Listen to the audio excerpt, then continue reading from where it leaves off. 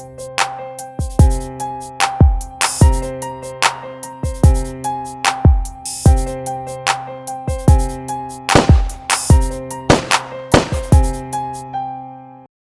statement of Rebecca Carr from the 6th of December 1995 always seemed believable. But recently it came to light in the video that her statement is possibly useless. And what she saw, or who she saw, was not Pat, Tony and Craig. Obviously I'm talking about them, Tony Tucker, Patrick Tate and Craig Rolfe, who were all murdered. They were all found murdered in a Range Rover on the morning of the 7th of December. Rebecca Carr said she saw the Range Rover either at 17:25, later changed to 17:45 around the Turnpike area, which is not far from the lane where the three deceased were found the following day. The two parts of Rebecca Carr's statement that always seemed to have the element of truth to it was the fact that she said she recognised Patrick Tate and Tony Tucker from photographs shown to her later at the police station. And also the Range Rover was seen possibly with a white Ford Cosworth, the mysterious white Sierra Cosworth that was seen in several statements with the Range Rover on the morning of the 6th of December and possibly in the afternoon, if those statements are in fact Pat, Tony and Craig in the metallic blue Range Rover. Like I said earlier, this statement always seemed believable until the recent CCRC document came out from 2012, which stated the times in it that Patrick Tate phoned Claire Carey from his bungalow at Gordon Road, and those were 17:15 and later on at 18:06. If this was the case, Patrick Tate wasn't in the back of the Range Rover. Rebecca Carr says she saw the three at 17:45. This would be the exact time that Craig Rolfe was dropping off Donna Jaggers at Lakeside, then going off to pick up Tony Tucker and then Patrick Tate. Then not long after, Andrew Reynolds, who just left work, saw the Range Rover at around about 6:10. This would have been after Pat Tate was collected by Craig Rolfe. So if this wasn't them in the Range Rover being seen by Rebecca Carr, is it possible that Rebecca Carr was completely off with her timing? In fact, if it had been just an hour later, we're going to put that down to being the three in the Range Rover on their way to possibly Workhouse Lane, if we are to believe the Darren Nichols version of events, and they were down that lane at some time before 7 o'clock. This does put them in the area of Workhouse Lane and White House Farm. But with the timings of the other statements, this just couldn't be them. So is this what we put down to a ghost sighting, as what they're called? Not in fact seeing the ghosts of Pat, Tony and Craig, but what's classed as a ghost sighting is seen on the TV programme, the recent case with Ricky Neve. So before we move on to the statement of Andrew Reynolds and Arthur White, I'm going to quickly go through the statement from Rebecca Carr, who says, at 17:25 hours on the 6th of December 1995, I was driving my red Vauxhall Astra from Canvey Island to Malden and was at the lights on red at the Rettendon Turnpike. I moved on to the roundabout from the A130 from the general direction of Rayleigh. I was in the near side lane of the three cars. I was the third from pole position to the lights. In the centre lane to my offside, I noticed at pole position a white Sierra saloon car, and I believe this had a C as the first letter on the registration number. Behind the Sierra was another vehicle that I do not recall. Behind that was a dark coloured Range Rover. The Range Rover was slightly ahead of me to my offside. I could see two heavily built men in the front of the vehicle, and the third sitting in the middle of the rear seat, who was leaning to one side and gave me the impression he was looking at the vehicles ahead. Straight away it gives the impression that possibly could have been Pat Tate, sat in between Tony and Craig in the back. The man in the rear was large build, and I could see he had his hair cut short at the rear, with clippers maybe, but longer on top. Very precise in what she saw. The man had dark hair and wore a dark jacket, just like Pat was wearing. One of the men in the front had lighter coloured hair, like a very light brown, possibly describing Tony Tucker. I also noticed the passenger and driver of the Sierra was a very big build and stocky, as I could see no light between them. They seemed to fill the front of the Sierra. The passenger had his left arm resting on the door of the bottom of the passenger side window. He looked a very smart man in appearance. He gave the impression of having money. He was wearing a smart, expensive-looking French coat with epaulettes. This was a blue-greeny colour with an almost silky appearance. There may have been somebody else in the rear of Sierra, but I'm not sure about this. As the lights changed to green, the Sierra moved off its speed straight up the A130. The vehicle at pole position in my lane turned left to Wickford. The vehicle in the offside lane between the Sierra and the Range Rover turned right towards South Woodham. Now this part's interesting. It was immediately obvious that the Range Rover was trying to keep up with the Sierra, as that too went straight onto the A130 ahead. This section of the A130 is on a hill, 2 lanes quickly merging into 1 lane. There is a large arrow on the road indicating to the offside lane to merge with the near side. The Range Rover was struggling to keep up with the Sierra. This by now some distance in front, and I slowed to let the Range Rover in front of me. We moved through the village, the Sierra moving fast, exceeding the speed limit, which I believe is 40 miles per hour. Then there was another car, the Range Rover, then me. As we moved down the hill, I could see that the Sierra braked very, very hard, caused the unknown vehicle, the Range Rover, and me to brake hard. Even though the Sierra had some ground on us, I was concerned that the road could be icy. The Sierra had its offside indicator working and was waiting to turn into the car park of White House Farm, and as soon as the Range Rover saw this, he put his indicator on. The oncoming traffic was heavy and slow moving, and the traffic allowed the Sierra and the Range Rover to turn into the car park. I remember seeing a bluey pickup transit style truck that had ladders stacked over the cab. I cannot remember if this vehicle actually let them across or was behind the vehicle that did. The car park is in front of the farm shop. There is a round silo bin there. I looked to my right and I could see the Sierra turning in a wild circle back towards the exit, and the Range Rover was turning the same way in a tighter circle towards the exit. I then moved away in the flow of traffic. The time I observed these things, it was dark. The visibility was good, and I would describe the weather as a crisp, dry winter's evening. The Reynolds Turnpike roundabout is illuminated during the hours of darkness. I did not see the faces of the occupants of the Sierra, and I only had a partial view of the occupants of the Range Rover. Now, Rebecca Carr's description of the front passenger and the rear backseat passenger really does sound like Tony Tucker and Pat Tate. Also, she gives descriptions of the people within the white Cosworth. Rebecca Carr taking in a lot of information whilst just being parked at the red light at the turnpike on the evening of the 6th of December. So could it be that Rebecca Carr was clearly just mistaken and this isn't them and it was someone else that looked like them in the same type of metallic blue Range Rover? Or is it possible that Rebecca Carr was mistaken about the time? She already admits that she was mistaken from the 1725, later changed it to 1745. Further to my previous statement made to the police regarding my sighting of a white Sierra saloon car and a dark coloured Range Rover at the traffic lights on the Reynolds Turnpike roundabout, from inquiries I have made regarding my movements about the relative time, I now realise that this time was slightly later. I had called at Benfleet to drop off a friend of mine and quickly called in to see an estate agent. I was at the Reynolds Turnpike about 1745 when I saw the vehicles I have previously described. So is it possible this was really them? As she saw photos of Pat Tate and Tony Tucker and said those were the people that she saw within the Range Rover. She was off by 20 minutes. Is it possible Rebecca Carr was off by, say, another 40, maybe an hour? In which case, hell of a stretch, but it could have been those 3 in the Range Rover. If not, this statement is worthless, completely and utterly worthless. And what that also means is we can write off one of the sightings of this mysterious Sarah Cosworth, because if in fact all the sightings of the Range Rover and the Sarah Cosworth aren't them, then there is no mysterious Cosworth. Now, during the cross-examination in the trial of Michael Steele and Jack Worms, Miss Carr, or Rebecca Carter, as she was called in several news articles, she was asked how sure she was of the identity of the men in the Range Rover.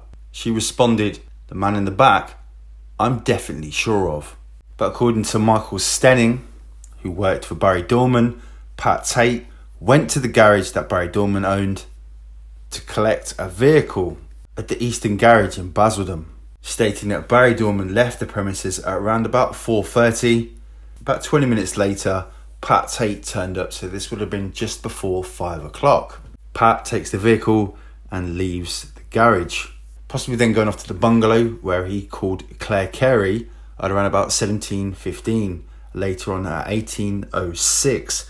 At the time, Craig Rolfe was at home with Donna Jaggers and Tony Tucker at Brymount Lodge with Anna Whitehead, who saw Craig Rolfe pick up Tony just before picking up Pat Tate.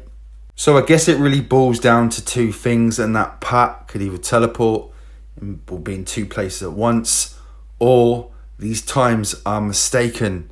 And in fact, Andrew Reynolds, who says that he saw the three in the Range Rover at around about 6:05, had to be mistaken because Pat was at home calling Claire Carey. So a lot of these times we can put down to being just an example. Is it possible that the case with Rebecca Carr, that she just had her times mixed up, or in fact she was completely mistaken? Andrew Reynolds from the Basildon Tyre Services stated that sometime that afternoon on the 6th of December, the assistant manager Steve told Andrew that Pat Tate would be picking up a Polo for his girlfriend Lizzie Fletcher. Later that day, he received a call at the garage from Pat, who asked about collecting the Polo, and arrangements were made that if Pat had not turned up by 6 o'clock when they were due to close, that he would leave the Polo on the forecourt with the keys in the glove box.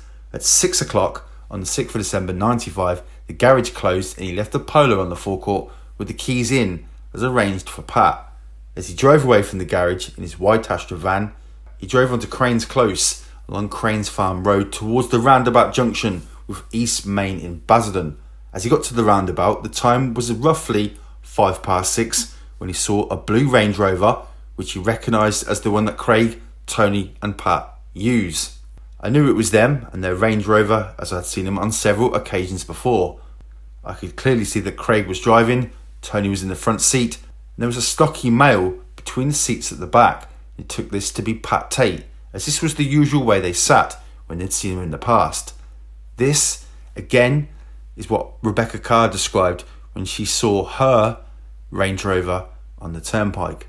They were travelling on the other side of Cranes Farm Road in the opposite direction to me, heading towards the garage, and I thought they were going to collect the Polo. I recall the registration of the Range Rover as an F plate. Between 9 and 10 o'clock that evening, I had to drive down Cranes Farm Close and past the garage. I looked and saw the Polo had gone, and I took it that Pat had collected it. I never saw Craig, Tony and Pat again. Sometime in the afternoon of Thursday the 7th of December 95, I was working at the garage when I heard that all three men had been found dead in a Range Rover. This started as a result of calls being made to the garage about a report of a Range Rover being found with three people dead inside. Believing it was Craig, Pat and Tony, I telephoned Pat's girlfriend Liz about 2 to 3 p.m. the same afternoon. I telephoned one of Pat's mobile phones, which was answered by a female who I took to be Liz. I asked her about the killings, and she said she didn't know anything. So where were the three in the Range Rover going, Pat, Tony and Craig, when Andrew Reynolds saw them leaving Cranes Farm Road? Was this when they went to the Fortune of War pub or the Orsic Cock?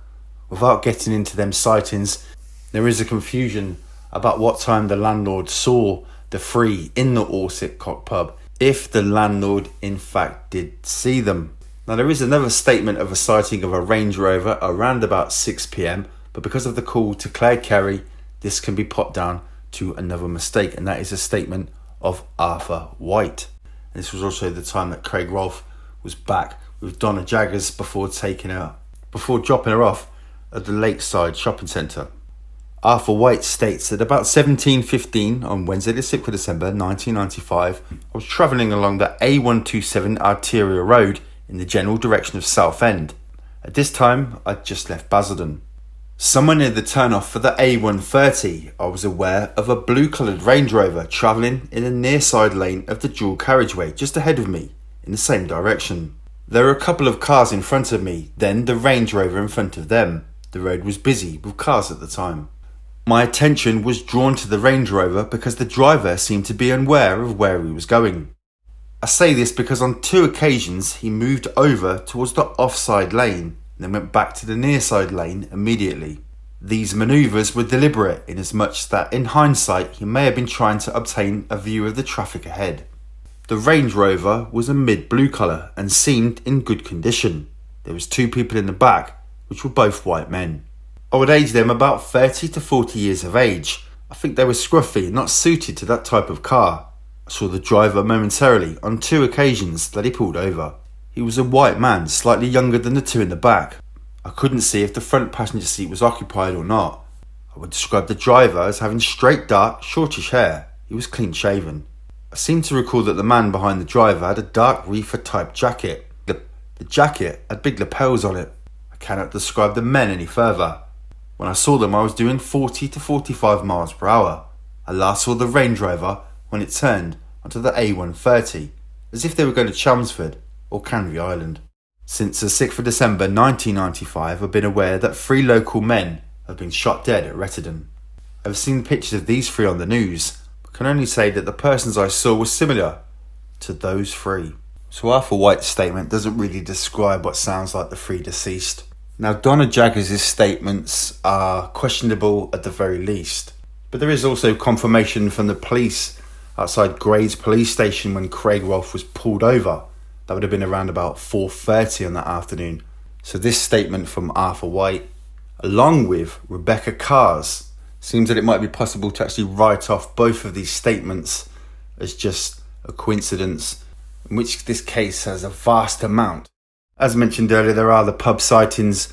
The landlady of the Fortune of War has now passed away, and the landlord of the Orsic Cock. There is confusions about if he actually saw the 3 in his pub and what time they left, whether it was 6 o'clock, 7 o'clock, or, as stated in the reports, later at 8 p.m.